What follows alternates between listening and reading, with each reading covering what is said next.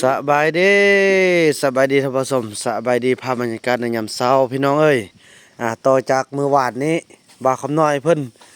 สิพาไปซื้อโทรศัพท์แล้วได้พี่น้องเอ้ยเนาะแหน่เคยพอหนึงพอแล้วสาวบ่เห็นที่คำน้อยเอาไปพี่น้องบัดนี้บ่ต้องเฮียเด้อนั่นนี่เห็นบ่ผู้ใดที่ว่ากินเหล้าสูบยาเห็นบ่อีจันน่ะเจ็บตายย้อนสูบยานี่แหละเศร้าใดก็ดีก็ถือว่ามื้อนี้พี่น้องเอ้ยมาเศร้าตัวมีสองเขาเห็นมันเจียอยากให้มันเศร้ามันขึ้นนอนหาใจบอกมันได้แฮงมีลูกเท่าใดหาใจแล้วอันนั้นเด้อลี่ไอ้ลี่ลี่ลี่ลี่ลี่ท่านหมอบอกบ่ให้สูบยาลูกเป็นพี่บ้าเฮ็ดซะได้ลูกผู้ใหญ่ขึ้นพี่บ้าแล้วน้องบ่ต้องเข้าไปห้านพระเท่าจันทร์เด้อเพราะเป็นอาแม่ม่านพี่น้องบ่ให้เข้าไปเนาะแต่เฮาสิงมเองเพราะว่าเกี่ยมกินแต่งอยู่ก็กินแล้วก็สิได้ลงไปให้เขาเจ้ากินอยู่ลุ่มหุ้นบัดนี้เฮาสร้างความลึกเคยอยู่ลุ่มหุ้นเนาะเพราะว่าเดี๋ยวนี้เมทาแพทย์ก็ยังเฝ้าอยู่ติเมทาแพทย์เฝ้าอยู่ก็นอนหันแต่มันอัดตังพอจะได้ไปเปลี่ยนแผ่นเพิดแฮ่เฮ็ดตึงปุ่นเอ้ยไม่เท่ามีเบาๆเลยแหละไม่เท่ามีบ่เบิ่งไม่เท่าปิ้งซีนพี่น้องเอ้ยเนาะปิ้งซีนแล้วก็เกียมโอ้กำน้อยอยู่นี่ก็บ่เบิ่งเพิ่นไม่หมดควันน่ะโอ้ปลาโทผู้ดาปิ้งนี่ไอ้เฟื่องอันนี้น่ะเอ้ยบ่หากันเบิ่งโอ้กินนำกันโอ้แน่ไก่จะสุกแล้วมันนี่ก็สุกแล้วแล้วก็นี่พี่น้อยไปไอ้คำน้อยไปเมียนแม่นกอันไปช่วยอันแม่นกเมียนเครื่องอันนึงกันไปก่อนจะกินข้าวไปเนี่ยไปแล้วเขาก็ไปซื้อโทรศัพท์มื้อนี้นะแล้วสิพาไปตัดผมพร้อมเด้อไปเราบ่ต้องกินเหล้าได้แต่โทรศัพท์น่ะลูกก็บ่กินเห็นบ่ตัวเองเฮ็ดเวียกก่อนสิได้เนี่ยทางบักลาบักดนบักเมื่อยจังได้โทรศัพท์เด้อพอจะถ้าพี่ว่าสิซื้อมือซ่องพี่น้องแต่ละมาเบิ่งหน้าเวียกงานเราเฮ็ดดีไปดีแล้วก็เอาในมือนึงเลยให้เดี๋ยวโทรศัพท์มือนึงให้เลยเด้อไปหุ่นไปเมียนย่าทิมซะซุปนี่ล่ะทิมบ่ต้องเอาไปเมายานี้อันนี้ก็เบิ่งลังเบียร์พากันเก็บใส่ลังรถได้สิไปส่งเขาเด้อเพราะว่าอันนี้มันมีทีมงานเพิ่นมายามพี่น้องเอ้ยมาอบอุ่นพี่น้องพอต้องเรื่องเฮาฮะบ่มาแต่อันนี้ว่าตัวเก่าเท่าบ่แม่นเฮาซื้อได้พี่น้องก็เจ้าซื้อมาซุ่มแถวแต่ก็บ่หมดเอาอยู่ในก็จะได้ไปส่งคืนเกี่ยมละพี่น้องเอ้ยบัตรใบมันยังก็สิออกแล้วอนามัยบาทนี่จะเริ่มต้นผลิตยาเป็นทางการละเอาเป่านี้มันเรียนซะนี่เด้อป้าเบิ่งมันสิละเบิ่งสิเจ้าเอาไว้ทางนี้วะอันนี้มันความบัดได้ตัวนี้มันสวยมาจะกู้ตัวนี้โอ้กูต้นแรงโอ้ต้นแรงเนาะแน่เบิ่งเด้อพอพวกเฮานี่จะระมัดระวังคันป้าเนาะคันแห้งแล้วเคี่ยวกู้เลยเพราะมันยานนั่นนะมันว่าเรื่องอีหยังก็ยานที่ว่าเขาพ่นขึ้นมานะยานไหนมันทึกได้พอมันฝุ่นละอองขึ้นมานี่ทึกยางเฮานี่ล่ะจึงได้พกไว้พี่น้องถือว่าตอนนี้เขาบ่ซิดเถื่อแต่ว่ามื้อนี้คันแดดแล้วตากบนมือแล้วแมลงกู้เลยกู้เลยเพราะว่าช่วงโซนที่เขาเฮ็ดสวนนี่เฮาน่าจะมาตากพี่เอาเนาะก็มันสมบูรณ์คือนะพี่น้องเอ้ยมันเปียกเอาไปบัดตากห้ามเล็กขึ้นมาบ่ฮึมีแต่เฮาเอาเล็กขึ้นมาห้ามเล็กขึ้นมาเลยเพราะเฮาก็บอกเขามากวดโอ้มันอยู่ลุ่มมันมีหญ้าเขาจะโพดมันจะพ่นเนาะพี่น้องเขาจะพ่นแมลงพ่นเรื่องหญ้าแล้วมันจะขึ้นมาเฮาอยู่จอมเนี่ยมันจะฟลมขึ้นมาฉะนั้นจะได้ห้ามขึ้นมาพี่น้องเอ้ย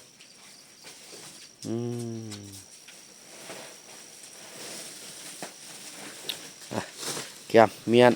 กันบ้านนี้เป็นระเบียบโอ้ยเนาะพี่น้องเอ้ยบัดใบออกแล้วก็สิมันเกี่ยมเป็ดลอยจังเป็ดลอยเป่า800ลูกตัวใด800น้ำหนักมันน่ะพอทั้งหมดน่ะก็สิ สิ้น ฮอดได้โอ้โห โอ้บ่เทื่อบ่ฮอดบ่ฮอดดอก บ่ฮอดดอก ประมาณ300 เพราะว่าเด้ออันโตะ ประมาณ300เฮ้ย ขนาดว่าเป้าอันนี้ก็ยังต้นนึงเฮา เด็กอะประมาณ15ลูก สู้ๆไอ้คำน้อยสิได้โทรศัพท์ละมื้อนี้นะโอ้พี่น้องเฮ็ดดุมันเนาะยอมรับเลย อันนี้ก็สิมันแม่เล็กแม่น้อยเอาไปเฮ็ดฟืนมาเด้อที่ว่าฟักเด้ออันนี้เอาโกดละเอียดพี่น้องเอ้ยเพราะเอาออกจากฟ้านี่ฝนยันฝนพระพี่น้องเอ้ยนี่ว่าหยังไอ้คำน้อย เออว่าจะได้โทรศัพท์เอาเนาะได้บัดนี้อย่าเฮ็ดโปดได้ อันนี้บ่ได้เสียกันน่ะ อย่าไปโลกกินเหล้าแล้วเฮ็ดเสียตกแตกบ่ต้องกินเด้อบัดนี้เด้อ บ่กิน บ่กินแท้ๆเลยบัดนี้ กินอยู่บ้าน ในก็คือเก่ากินอยู่บ้านก็สิไปกินเหล้าเราเอาโทรศัพท์ไว้อีพ่อเด้อ แต่อยากกินเหล้าอ่ะคนละสักอาทิตย์แม่ โอ้แท้จริงก็บ่ทันกินดอก ไปฮอดทางมันก็บ่ปัง บ่อยากให้กินนะคำน้อยเอ้ยเห็นบ่อีจันน่ะ เฮ้ไอ้แก่น สูบยาไล่เห็นบ่ปอด มาเบิ่งตัวจริงแม่ ปอดก็บ่มี ตะนั้นสุกแล้วเอาไว้ท่านโตลุ่มเอ้ย อืม ตะนั้นสุกแล้ว ช่วยกันอนามัยมันงามๆบัดนี้โอ้จังได๋ก็สิเป็นโรงงานผลิตกันที่ว่าถูกต้องอันนี้ทอดออกเด้อนี่เด้อบ่ต้องเอาไว้เด้อนี่เด้อมันยันคนแล่นมาตํอันนี้จุดทิพย์นี่จุดทิพย์พอเอา จอดแซงจุทำงานไป เราจะได้แนะนำหลายอย่างให้เราอยู่เนาะเพราะว่าหันมาสู่สุขอนามัยแล้วเด้พี่น้องบาทนี่เพราะว่าหนังสือแจ้งตอบมาแล้วพี่น้องเอ้ยเนาะโถสำคัญแล้วมันพ้นกวดจากอันกรมอาหารและยาพี่น้องเอ้ยก็ถือว่าออกมาเป็นที่เรียบร้อยก็ถือว่าบ่มีสั่นตกค้างบ่มียาชนิดใดที่จะเป็นธาตุเคมีพี่น้องเอ้ยเนาะ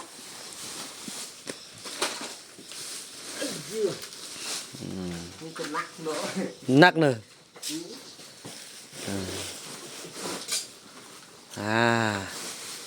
ยาเอากับสต็อกไว้พี่น้องเอ้ย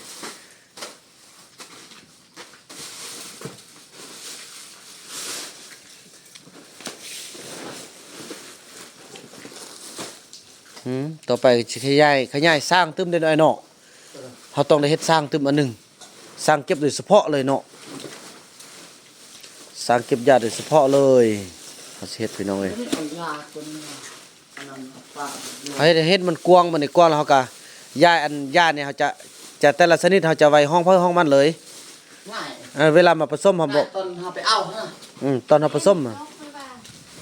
แล้วก็เปลี่ยนใหม่เป็นซั่น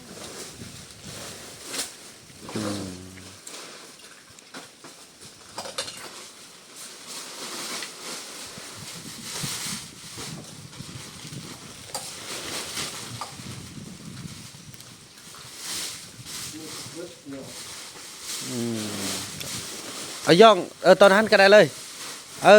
นะยังสิกูตอนนั้นยังใส่มันอันนี้กูบ่ได้เต้น เอาเมียนไปเด้อแห้งหมดละ กูเพิ่นเอาคู่มันเถอะยา ปีนี้นี่ถ้าเราจะได้เร่งผลิตอันช่วงฤดูแล้งนี่หาหลายๆอย่างนะเพื่อบ่ให้มันถึกฝนนะ ทำไม แล้วช่วง อันนี้ไปพูดให้แม่ ช่วงยามฝนมีแต่เฮาผสมออกอย่างเดียวเลยนะง่ายไว้นั่นยำ คือว่าปีนี้เฮาจุดเริ่มต้นเฮาได้เนาะมันก็บ่ท่วงบ่ทันเด้ก็ถือว่าคือว่าแหละพี่น้องเอ้ยประสบการณ์ถือว่าพอเฮาผ่านได้ก็ถือว่าสมควรละถือว่าได้จากประสบการณ์อันนั้นอันนี้เนี่ยไปทิ่มเลยเด้อนี่เด้อก่อนอันนี้มันยาปลอมพี่น้องเอ้ยเนาะจะได้เฮ็ดคลิปอธิบายให้เขาเจ้านี่มันบ่น่ะไปซื้อได้พี่น้องเอ้ยไปซื้อโทษมันจะน้อยกว่าแล้วก็หนังสือนี่ก็เป็นการก๊อปเนาะออกสีดำเลยพี่น้องเอ้ยนี่สแกนลายก็บ่ติดเนาะนี่คนนี่ก็จังให้เอาแท้เอาว่าพี่น้องเอ้ยส่องกันนิดหน่อยห้ามผู้ใดเอาไปต้มไปนั่นใส่เด้อจีได้เฮ็ดคลิปอันอธิบายเขาเจ้านี่วันนี้ บาทนี้ออยออกแล้วพี่น้องเอ้ยออยออกแล้วมีใบอ่าอนุญาตถูกต้องแล้วมันทักษนได้เอาไปก๊อปปี้แล้วมันเกียมบัดนี้ติดคุกอย่างเดียว พอพวกเฮาหลังจากเนาะใบออยออกมาแล้วก็จะได้ไปแล่นใบการค้าเนาะใบการค้าแล้วก็ไปเล่นใบอนุญาตกสิกรรมพี่น้องเอ้ยการค้านี่ก็ว่าเรื่องคือว่าแล้วพี่น้องกันว่ามันถูกต้องตามกฎหมายก็ต้องมีใบอนุญาตจากการค้าใบอนุญาตจากคือแพทย์นี่ก็จะมีใบอนุญาตจากสาธารณสุขเนาะแล้วก็กสิกรรมนี่คือว่ากสิกรรมนี่ก็คือว่านะเฮาขุดคนเนี่ยพี่น้องเอ้ยเฮาต้องได้มีใบอนุญาตตัวนี้ เอาไว้เอาไว้เฮียงโยอันนั้นก็ได้ เขี่ยเอาลงไป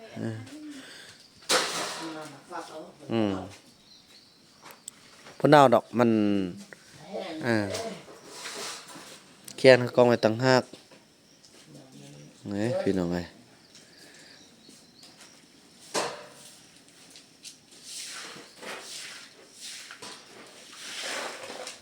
เพ้อนี่ดีบ่ดีอันนั้นบอนเฮาเฮ็ดอันห้องอันบอนคนนั่งหั่นน่ะ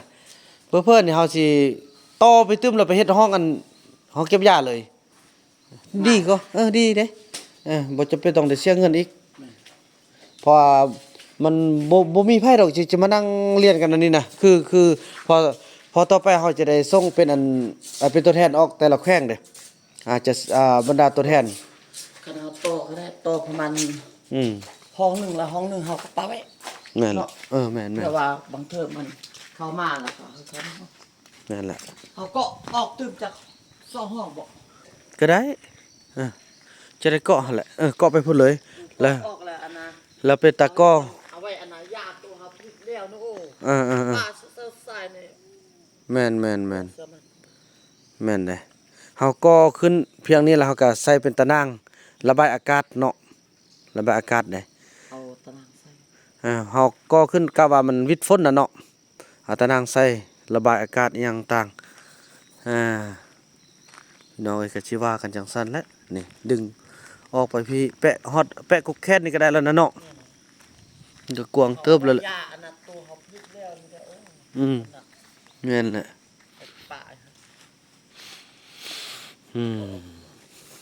สองห้องก็ได้อันนี้เป็นบ่อนอันผสมเนาะผสมแล้วก็ออกมาเมียนอยู่นี้โอ้แม่นเอาได้เฮ็ดตึมโอนเฮ็ดตึมได้ไข่ออกกันเนาะเฮาได้เฮ็ดอันห้องเก็บแห่งเก็บอยู่นี่เฮ็ดห้องเก็บอยู่นี่พี่น้องเอ้ยอันนี้มันห้องอันผลิตแล้วนี่ห้องผสมมันก็สิเทกันเปื้อนออกตึมค่อยเป็นค่อยไปพี่น้องเอ้ยนี่อันนี้ก็ไปกับบ่ทันใดอันนั้นเถอะเนาะไปที่เถื่อเพราะว่าเกี่ยมตัวนั้นฮะ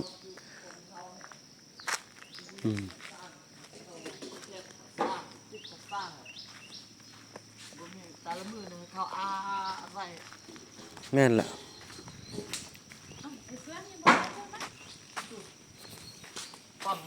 นี่ว่านรวยไม่เลิกนี่เริ่มขึ้นมางามหมดแล้วนี่เริ่มต้องโตละจังเด้อสาวหลีนี่โอ้ทองใหญ่ลายแล้วคือเราสู้ เบิ่งเป็นไอ้เฟื่องมักล้มแต่ผู้สาวเราสู้เลยเนาะแต่งตัวเดี๋ยวนี้คือเราสู้เลยคือมงแล้ว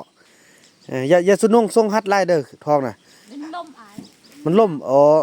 คันนุ่งล่มลายแล้วนุ่งฮัดลายแล้วมันหัวแหลมลูกน่ะสุกละเอาออกเลยซะอันนี้นะสุกละปิงนะไอ้คำนาไม่ใช่เหรอเห็นเบียงส่วนเป็นนกเนอะคักนึกกินข้าวกินน้ำแล้วกันมันจะได้ลงไปปอนข้าวปนาเปลี่ยนเป็นเพิดอันพระเท่าจันทร์ก่อนแล้วจึงเดินทางไปซื้อโทรศัพท์ให้ไอ้คำน้อยพี่น้องเอ้ยสิแหละป้ายอมรับพี่น้องเอ้ยวิวงามอีหลีวิวสุดยอดเลยวิวพี่น้องเอ้ยอันนี้แหละพี่น้องเอ้ยเงินซื้อบ่ได้อีหลีเนาะ อันนี้พอเป็นธรรมศาสตร์สร้างขึ้นมาแล้วก็สมทบกับการตกแต่งเนาะโดยเฉพาะนี่การตกแต่งของย่าแม่จันดาลีคำวงซ่าเนาะเป็นสถานที่เมื่อก่อนเป็นภูเป็นผ้าเป็นป่าเป็นดงเด้พี่น้องเอ้ยมาตัวนี้ก็เป็นบ่อนนั้นโอ้คักพี่น้องเอ้ยสุดยอดเลย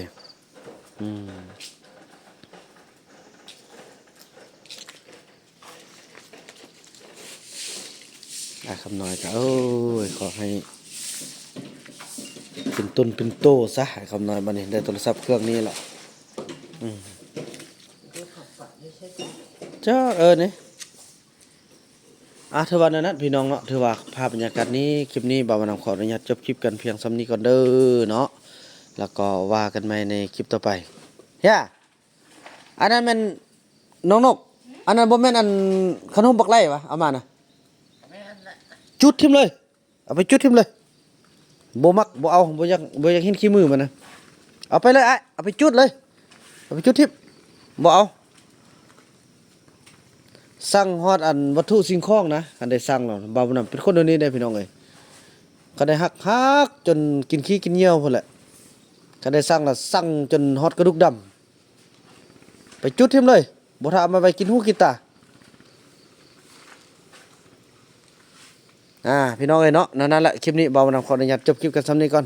แล้วก็พบกันใหม่ในคลิปต่อไปพี่น้องเอ้ยคลิปนี้บ่าวนำขอกล่าวคำว่าสบายดีไม่บ่มึงไม่ได้